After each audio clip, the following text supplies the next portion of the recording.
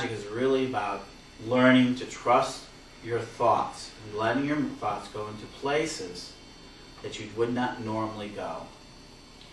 This is what makes Wicca kind of strange and dangerous to some people, because sometimes you don't understand what you're thinking or why you're thinking it.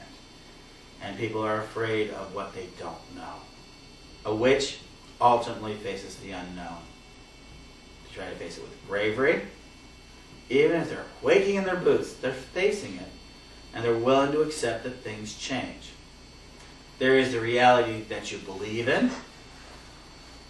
Everybody believes that table's there right in front of you. I really wish I was a stage magician who could disappear the table, because that would shock your senses. But I'm not. I'm not playing that sort of game. We accept that this room is here, and we accept it. What have I told you that I do not believe there's any dark blue or blue in this room? There isn't. For me, trust me, there is no color blue in this room for me. How many people here see blue? Okay. A lot of you do. I see a lot of green in this room. I see a lot of reds. I see that. Already, there's a perception difference between me and you. And I'll tell you what it is. It's a scientific term. I'm colorblind. I have a really hard time seeing blues. I see them as greens. Doesn't matter what it is. And I see things with tinges of green. I have a real hard time seeing between blues and greens. My perception of reality, then, is already different than your perceptions of reality is for those who can see blue. There are dozens of little people who wear glasses, they take off their glasses, perceive the world differently than those who can have 20/20 vision. Everybody perceives the world differently. It's just only a little tiny bit. How many in here think the room is kind of cold? Some of you. Who thinks the room is kind of warm? 2? How many think it's just right? Different perceptions for different people, because we each interpret data differently. Magic is experiential. It's how you interpret it. It's how you get into yourself and how it changes you. Wicca and learning magic changes the inside of you instead of the outside of you. I mean, yes, it has outside manifestations. There's some skills we focus. We have tarot cards. We're going to have, a little later on, we're going to pull out our ESP cards. We can try those. Try your hands at some ESP games. We're going to try to show you different things that we can do today. But it is about learning magic. And here's the first step to learning magic. Say that you wish for something. Just say, I wish. Just inside your mind. Make it simple. Don't try to challenge the whole universe all at once. And just hold it. And try to build on that thought today of what it is that you wish for yourself or for someone else. I don't care what you're wishing for. Me, I've already got my wish for the day. It's a happy birthday for me. Today's my 44th birthday. It's a strange one, thank you. I made it here. And for me, that's actually a miracle, to make it each day, because I have outlived my father. I've outlived most of the males in my family. The thing that Wicca gave me, and I'll tell you why it saved my life, is I came from a family of very short-lived people who had a lot of obesity in their family. They had a lot of heart diseases, had a lot of things. And I needed to change my life. I was a very strong Christian, believe, for a long time. And there's a lot of different reasons. Blood on my, what I call blood on the hands. There's a lot of things that they were doing that I didn't agree with. But ultimately, Wicca taught me that I could live with the world, and I had a right to live. I didn't think I had a right to live for a long time. I mean, how many people in here really believe you have a right to live? It's a hard thing to ask. Because a lot of people don't think they have a right to live. They think they have a right to die. And that the whole goal of life is to get as fast as you can from birth to death as quick as possible. You know? Not kill yourself. We're not talking about, some people go that far with it, but we're talking about people who live their life says this is a chore, this is a pain, we don't want this. And who left through miserable. I was one of those people. I want Armageddon to come. Come on, when's the end of the world coming? Can you just promise me that? Is it really going to end tomorrow? And I started collecting end of the world stuff. But in the end, I decided I could live with the world. And so today, I have no heart disease. I have no diabetes. I got lots of bad habits. But in the end, I accepted the fact that I have a right to live. Now I have a right to live for a long time to come. I also accept the other side of it. And that's the other thing, is I accept that any one of us at any time could die. So we live every moment in the now. That's the important thing. Magic lets us be in the important about the now. And if you accept the now, and accept that you can change anything that you want to change, that's learning magic and believing in it. So what do you need to be a witch? Just to believe in magic. And to accept that you have some control over the events that are happening around you. It's really that simple. I guess I'll ask you a question. Sure.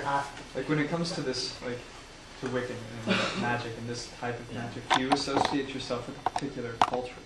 Like I guess more like ethnicity too. Like, would you associate yourself with like Indo-European roots or anything like that? And would you also include Native American spirituality? Like anything with your particular Wiccan, would you associate any of the original land-based spirituality, like original to Hoopston, or like you take some of the like not necessarily Hoopston the town, but Hoopston the earth? Like, would you? Absolutely. That's a good question. Okay, first of all, we teach here mostly what is called a Correllian Wicca, which is us grown up here, which was Correllian witchcraft and Correllian spiritualism a while back. In 1979, they started using the Wicca to join the larger community. Like everybody, they like to join large communities. We're syncretic. We're very syncretic. I mean, we grab things from everywhere. Plus, the family here also has Native American blood in them, so we do it. Our temple is here that we have is called Salu Temple, and that's Cherokee.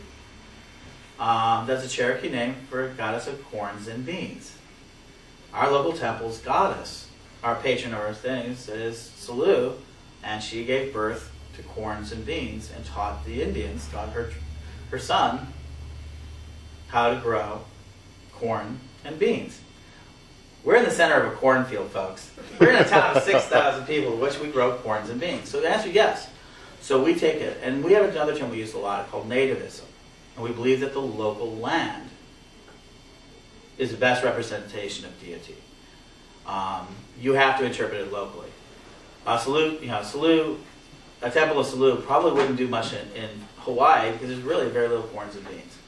And it is about, Wicca is about that whole land base, living with the agricultural society, living with the cycles of life. Now, we as modern humans can disrupt them. But we haven't really disrupted them all that much. We are doing the same thing we did 2,000 years ago, 10,000 years ago, 20,000 years ago. The difference in modern Wicca does, and the answer to your direct question, is that we also look at different ideas.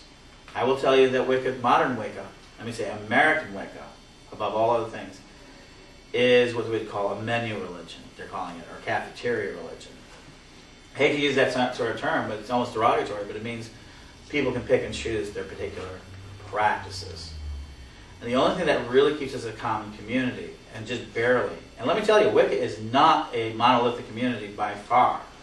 It is a cantankerous, quarrelsome, raging community that has so many different ideas that go from spot to spot in so many different groups.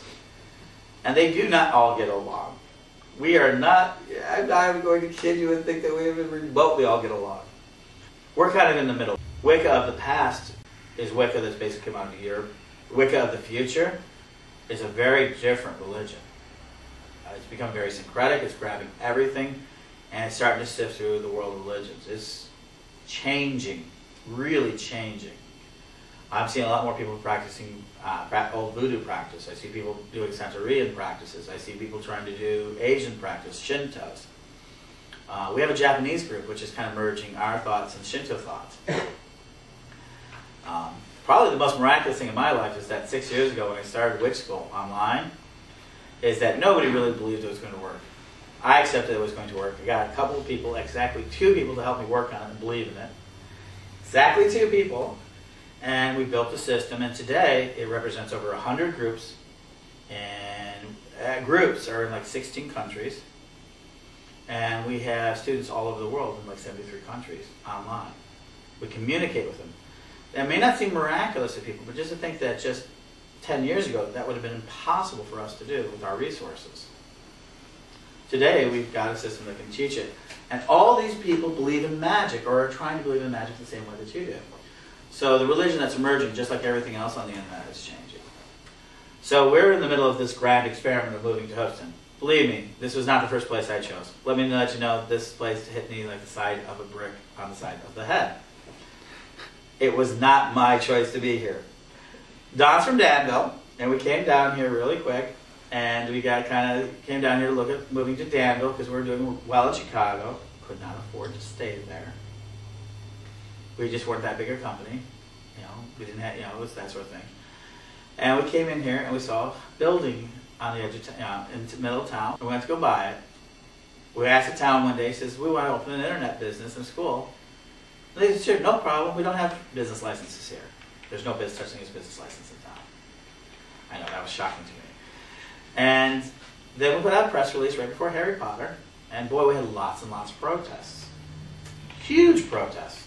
It made national news. And then something really miraculous happened. The police chief asked Don and some of our other people to come back. Now at this point, I thought this thing was over with. I wouldn't come back here if you paid me. And they came back, and what it was, just as the protests were just as bad, were horrid. I mean, just horrible. I mean, it was something I never faced a real mob before. And we survived it intact. They faced a mob too, of well-wishers, people who wanted them to come back. I would never have believed it. And we came back, and they offered us this building. We took this building. It's kind of our relationship with the town. This building is literally our relationship with the town.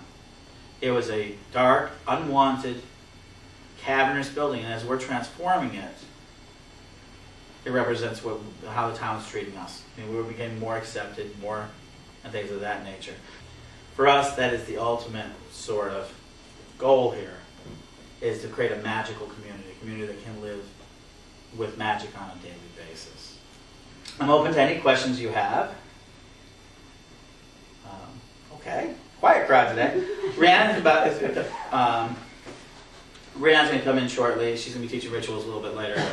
In a few minutes, we're going to do a class. I'm going to do a class at 11 o'clock about how to be interviewed, for those who want it. And also, a little later this afternoon, I'm going to do one on how to be an internet broadcaster. We have a lot of people still coming in all day on that.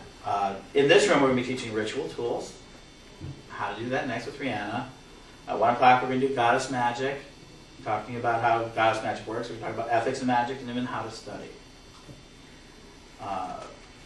2 o'clock, big thing, Ruby Nels. We're going to have the big crystal circle. We're going to serve lunch here earlier. Tonight we have a band coming in for people who like goth bands. We're going to be doing dinner at the Freeland Mansion. So we're going to be having a day of different things. And hopefully it'll change some perceptions.